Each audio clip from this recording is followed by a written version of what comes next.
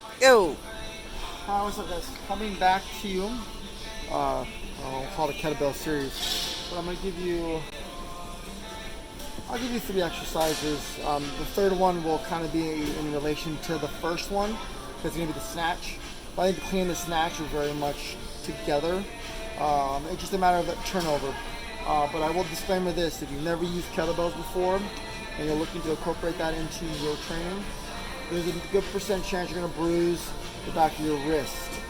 So if you have wrist guards, wear them. If not, and you know what bruises the back of your wrist, it's pretty normal. I remember the first time I got introduced to kettlebells, the next day I had these big welts in the back of my wrist, so that's pretty common.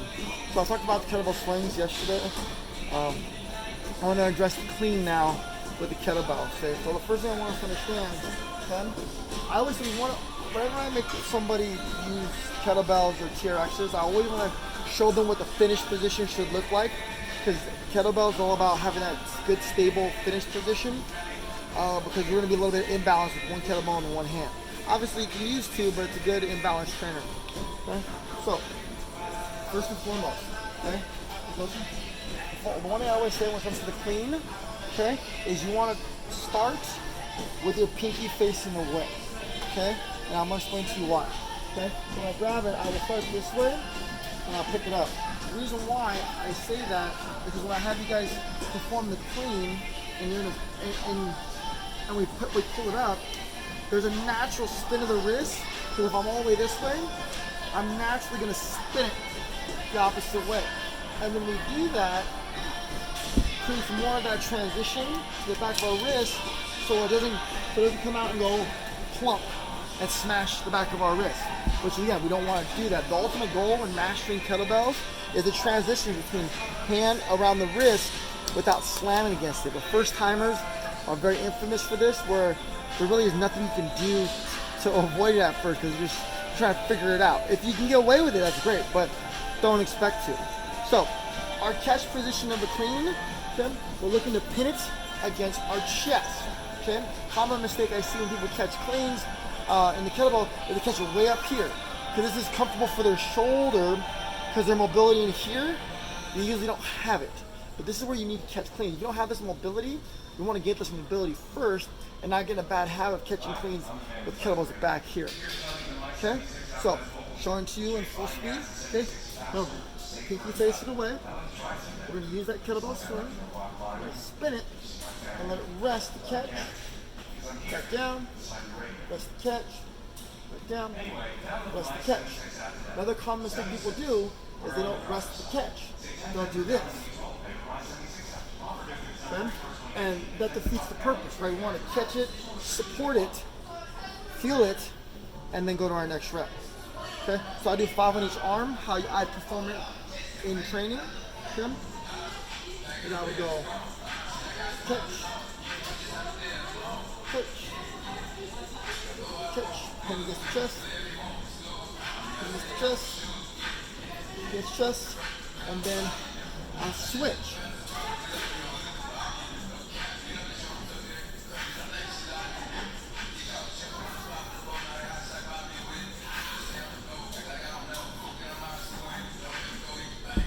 But one thing you'll notice is your left arm will probably do better than your right arm. And the only way I can explain that is you try to overcorrect the side you have control of, and the side you don't have control of usually goes along for the ride. So whatever your unconscious hand is will do a lot better. Okay? So again, make sure pinky's facing away. Okay? We come up, we spin it up, catch the chest. Use the swing. We're not trying to squat to lift. Use the swing that we went over yesterday. Okay? The second one, shoulder presses with kettlebells. Okay? Another trick again. We start at the chest after we catch it. Okay? And we want to, from chest, make sure we have a neutral wrist. Don't break at the wrist.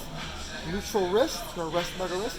We're going to press the kettlebell. Now, there's going to be an external rotation of the shoulder, bicep by the ear. Okay, the way you can tell you do this properly, you should be able to look that way and see clearance. That's how you know you're in a good shoulder position.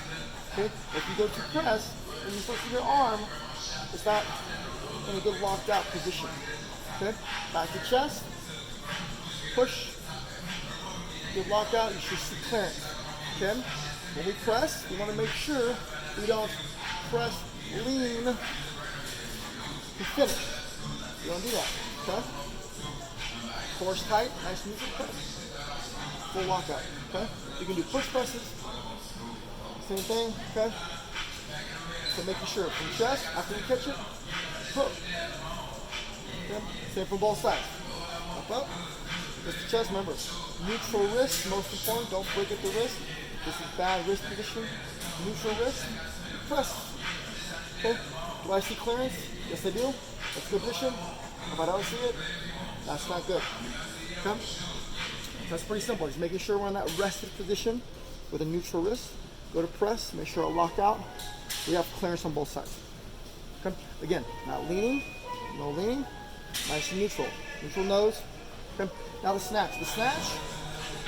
The snatch, it's tricky at first, because again, this is where you have to really have the timing down of when you're supposed to spin it through your hand. This is timing. Usually it's just past the face as when the kettlebell wants to swing. Okay? So I'll show it to you. Pinky faces away. Help you with that natural snap. Come up. So right when it almost passes the nose,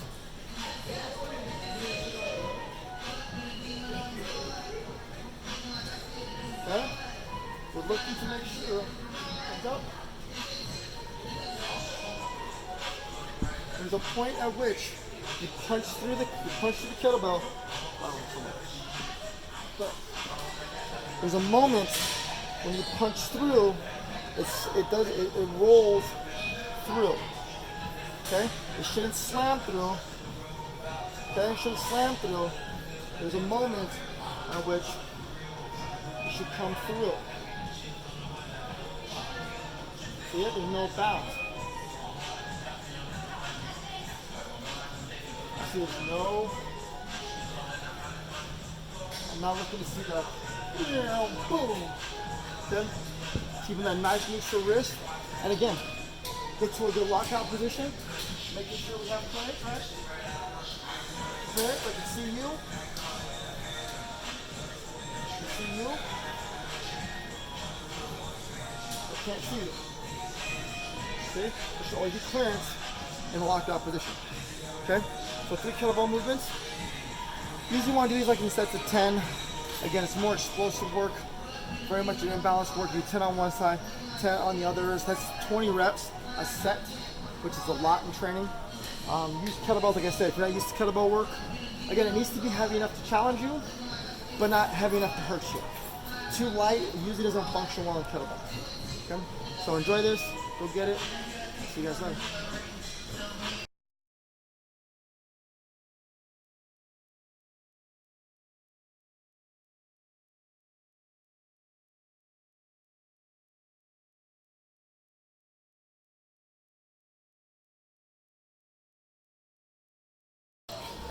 Alright, this is Kelsey. She's one of my athletes that I've been working with for quite a long time. We're going to give you a simple combination of work.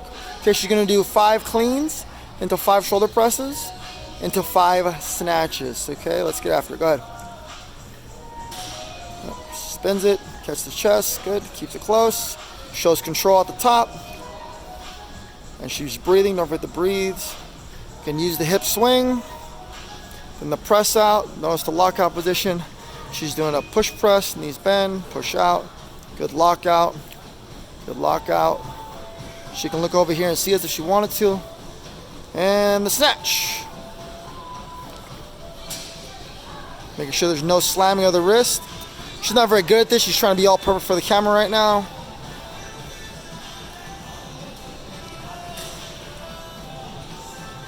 So the other side. So again, this is just a simple combination work that you can do for about 5-6 rounds to 10 rounds of work. It's great work to do. Showing lockout again. Push the arm back, get to a good lockout position. She's a very fit person. I can hear her breathing. And the snatch. Notice her shoulders. Her shoulders are staying nice and balanced. They're not shifting around. She's keeping nice neutral posture.